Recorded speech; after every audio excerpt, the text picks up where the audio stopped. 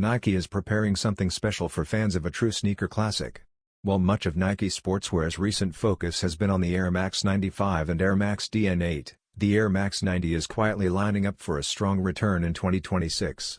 As part of its continued celebration beyond the 35th anniversary, the Air Max 90 will release in a black and neon yellow colorway during the first half of 2026. Official images showcase a premium layered build featuring breathable gray mesh, smooth suede overlays, and a clean black midsole that anchors the design. Bright neon accents light up the swoosh, tongue branding, and visible air unit, adding energy without overpowering the iconic silhouette. The color blocking clearly nods to the legendary neon Air Max 95, reinforced by the vibrant green air bubble. Nike has often revisited this bold palette across its archive, and this release continues that tradition. For Air Max fans, this is a must-watch drop heading into 2026.